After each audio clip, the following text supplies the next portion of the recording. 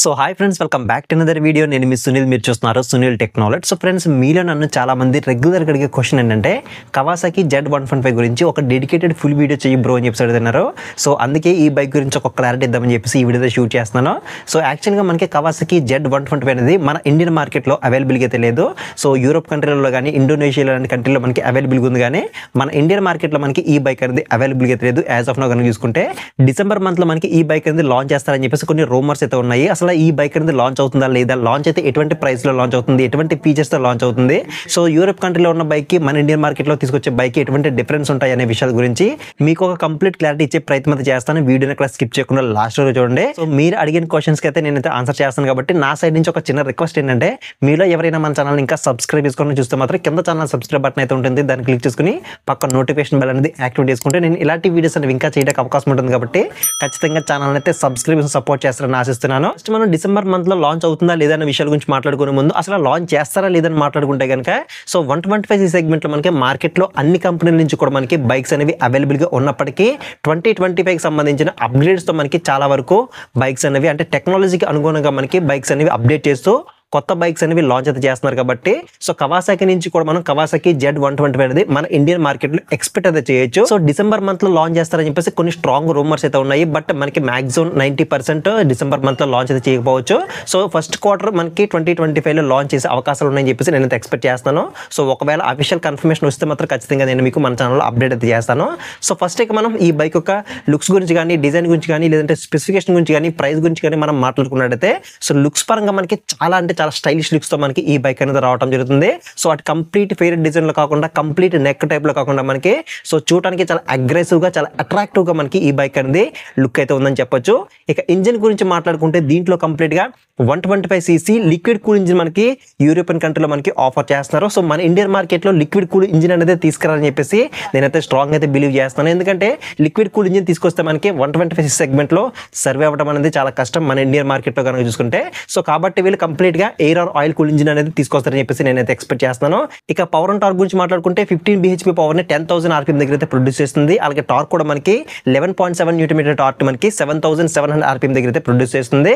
So దీంట్లో మనకి complete గా 6 స్పీడ్ గేర్ బాక్స్ అనేది ఆఫర్ చేస్తున్నారు. మన ఇండియన్ మార్కెట్ వచ్చేసరికి కంప్లీట్ గా 5 స్పీడ్ గేర్ బాక్స్ ని ఆఫర్ చేసే అవకాశం అయితే ఉంది. అలాగే నెక్స్ట్ ఇంకా బ్రేకింగ్ గురించి మాట్లాడుకుంటే front side 290mm disc brake అనేది ఆఫర్ చేస్తున్నారు. బ్యాక్ సెక్షన్ లో 220mm డిస్క్ బ్రేక్ అనేది ఆఫర్ చేస్తున్నారు. డ్యూయల్ ఛానల్ ఏబిఎస్ తో మనకి ఈ బైక్ అనేది అక్కడ ఆఫర్ చేయడం జరిగింది.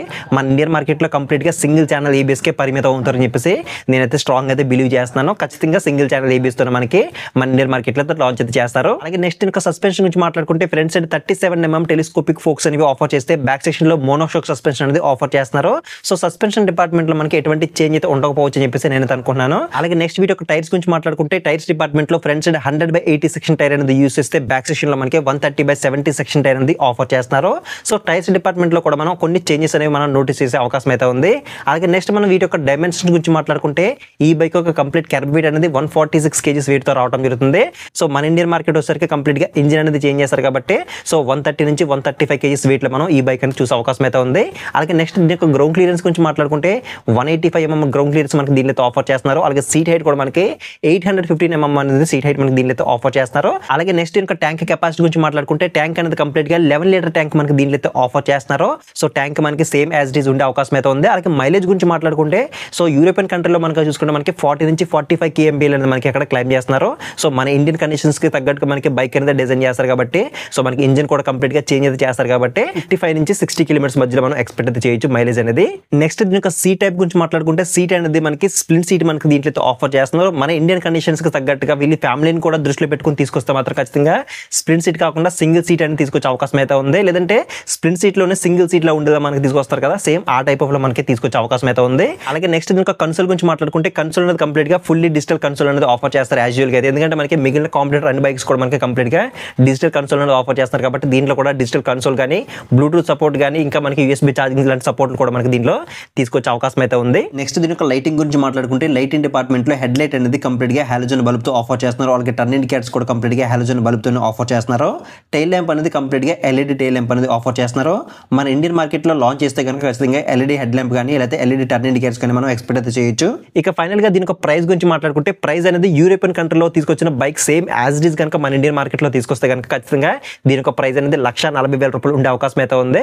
సో ఆ ప్రైస్ లో తీసుకొస్తే మన ఇండియన్ మార్కెట్లో ఉన్న 125cc సెగ్మెంట్ లో ఈ బైక్ అనేది సర్వే అవడం అనేది చాలా కష్టం. కాబట్టి ఖచ్చితంగా వీళ్ళు డౌన్ గ్రేడ్ చేసి అంటే లిక్విడ్ కూల్ ఇంజిన్ కానీ డ్యూయల్ ఛానల్ ఏబిఎస్ కానీ 6-speed గేర్ బాక్స్ కానీ ఇవన్నీ కూడా మనకి డౌన్ గ్రేడ్ చేసి మన ఇండియన్ మార్కెట్ కి తగ్గట్టుగా ఈ బైక్ ని లాంచ్ చేస్తారని చెప్పేసి నేను ఎక్స్పెక్ట్ చేస్తున్నాను. సో నా ఎక్స్పెక్టెడ్ ప్రైస్ సరికి దీని యొక్క ఎక్స్షోరూమ్ ప్రైస్ అనేది 1,10,000 నుంచి 1,20,000 రూపాయల మధ్యలో తీసుకొస్తారని చెప్పేసి నేను ఎక్స్పెక్ట్ చేస్తాను. సో ప్రైస్ గురించి మీ ఒపీనియన్ ఏంటి, అలాగే ఈ బైక్ గురించి మీ ఒపీనియన్ ఏంటో కింద కామెంట్ సెక్షన్ అయితే కామెంట్ చేయండి. అలాగే వీడియోలో ఇన్ఫర్మేషన్ వర్తి అనిపిస్తే ఖచ్చితంగా వీడియోని లైక్ చేయండి. వర్తి అనిపిస్తేనే వీడియోని లైక్ చేయండి. అలాగే ఛానల్ని సబ్స్క్రైబ్ చేసి సపోర్ట్ చేసినట్లయితే ఇలాంటి వీడియోస్ అనేవి ఇంకా చేయడానికి అవకాశం ఉంటుంది. కాబట్టి ఖచ్చితంగా ఛానల్ని అయితే సబ్స్క్రైబ్ సపోర్ట్ చేస్తారని ఆశిస్తూ నెక్స్ట్ వీడియోలో మళ్ళీ కలుద్దాం.